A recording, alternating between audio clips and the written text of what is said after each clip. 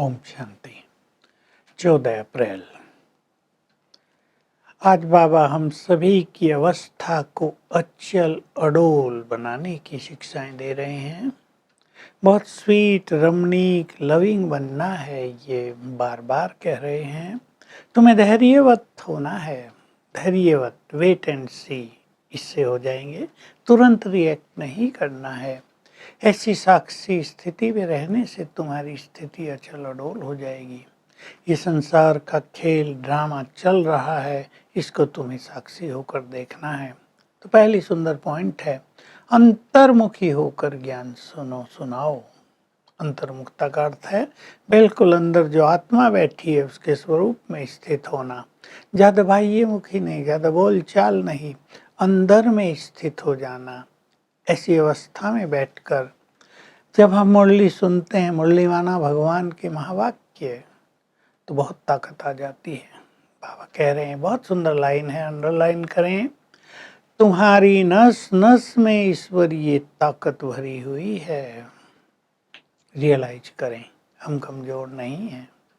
स्वयं ईश्वर ने, सर्वशक्तिवान ने हमें अपनी ताकत दी है माया को जीतने के लिए। इस बात का एहसास हमें सदैव रहना चाहिए। तुम्हारे मन मंदिर में, जैसे मंदिरों में अगरबत्तियां जलती रहती हैं सुगंधित, और मूर्तियां भी होती हैं, तो तुम्हारा मन मंदिर है। इसमें मूर्तियों की जगह सद्गुण होने चाहिए और सुगंध के लिए पवित्रता की खुशबू स्वयं में भरनी चाहिए। बहुत सुंदर और गहरी बातें हैं। सद्गुण बाबा कह रहे हैं, निर्मोही, निस्वार्थ स्थिति, निर्लोभ स्थिति, निरहंकारी स्थिति, संतुष्ट स्थिति, सरल चित्त अवस्था, ये हमारे सद्गुण हैं। एक दूसरे को रिगार्ड देना, लव से रिगार्ड देना। बाबा आज एक बहुत अच्छा शब्द प्रयोग कर रहे हैं, हे मेरे प्राणों, हे गोप गोपियों, मैं गोपी वल्लभ तुम्हें ज्ञान भी दे रहा हूँ, प्यार भी दे रहा हूँ।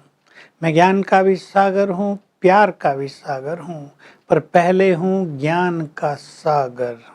मेरे प्यार को पाकर तुम आत्माएं तृप्त हो गई हो। तुम मेरे से प्यार करो, मैं तुमसे प्यार करूं। देखो, भगवान आत्माओं से बात कर रहा है। तो हमें अपने अंदर सद्गुणों की मूर्तियां बैठानी हैं। पहली बात बाबा ने बोली, निर्लोभ। संसार में लोभ बढ़ रहा है, दूसरों का धन भी मेरा हो जाए, लूट खसोट बढ़ रही है, इससे दुख शांति हो रही है। जिनसे लिया जा रहा वो परेशान, लेकिन जिनके पास आ रहा वो गलत धन उन्हें भी दुखी कर रहा है। तो हमें निर्लोभ होना है, संतुष्ट आत्मा। जो हमारे पास है वही बहुत है। इच्छाओं का तो कहीं अंत नहीं है। इच्छाएं मनुष्य को लोभी बनाती हैं और फिर धन इकट्ठा करने की इच्छा होती है। और धन कैसे पाप कर्मों से इकट्ठा किया जाता है। संसार में दुख, शांति, रोग, शोक सब इससे बढ़ रहे हैं। निर्लोभ, निस्वार्थ। स्वार्थ में तो सारा संसार जी रहा है। तुलसीदास भी कह गए, सभी लोग एक दूसरे से प्यार कर रहे हैं स्वार्थ के कारण। ये कलयुग की स्थिति हो गई है। लेकिन भगवान के बच्चों को निस्वार्थ बनना है, सेवा भी करनी है निस्वार्थ भाव से, निर्मोही बनना है। ये इन गुणों की चर्चा आज कर रहे हैं बाबा। मोह मनुष्य के दुखों का बड़ा कारण बन गया है। हमें आत्मिक दृष्टि बनाकर अपने को निर्मोही बनाते चलना है। और निरहंकारी स्थिति, ये बहुत स्वीट स्थिति है, निर्माण स्थिति। जैसे हमारा बाप शिव बाबा भगवान सागर है, अहंकार नहीं है, निरहंकारी उसकी महिमा में गाया जाता है। सबसे अधिक बुद्धिमान है, बुद्धिमानों का बुद्धिमान, बुद्धि का दाता, लेकिन कोई अहंकार नहीं। सर्व खजानों का मालिक पर भोलानाथ कहा जाता है। हमें भी अपने को ऐसा सरल चित्त, ऐसा श्रेष्ठ गुणवान बनाना है और प्योरिटी की खुशबू मन मंदिर में भरनी है ताकि हमारी सुगंध चारों ओर फैलती चले। किसी के लिए भी हमारे मन में गलत वाइब्रेशंस होते हैं तो वो चारों ओर फैलते हैं, उस व्यक्ति तक जाते हैं, अशांति होती है, वातावरण दूषित होता है। भगवान ने आकर हमें प्योरिटी की सुगंध प्रदान की है। सबसे सुगंधित अगरबत्ती प्योरिटी है जो जीवन में सुगंध भर देती है। वो अगरबत्ती, वो गए धूप आदि या स्प्रे, वो तो सब बाह्य वातावरण को अल्पकाल के लिए सुगंधित करते हैं, लेकिन प्योरिटी हमारे मन को सदा काल के लिए सुगंधित करती है, हमारे जीवन को सुगंधित करती है। इसलिए प्योरिटी की शक्ति को बढ़ाते चलें। बाबा कह रहे हैं बहुत गुह्य बात, तुम्हारे नेगेटिव वाइब्रेशंस दूसरों का कल्याण कर देते हैं। तुम जब यहाँ बैठकर बाबा की मुरली सुनते हो एक साथ तो चारों ओर शांति फैलती है। ये बहुत सुंदर बात है। इसलिए हमें संगठन में ईश्वरीय महावाक्य सुनने चाहिए।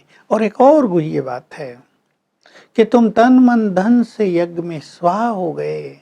स्वाहा करना उसको कहते हैं जब हमने कह दिया तन मन धन सब तेरा, तो उस पर मेरा अधिकार नहीं रहा। तन भी उसकी सेवा में लगेगा, धन भी उसकी सेवा में लगेगा और मन में वही संकल्प होंगे जो उसके अंदर हैं।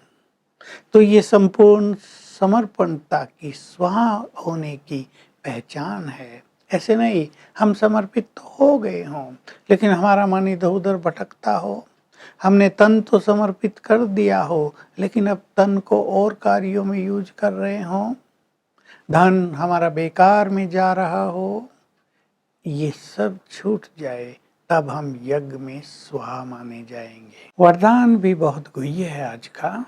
स्नेह और शक्ति के बैलेंस के द्वारा सेवा करने वाले सफलता मूर्त भव।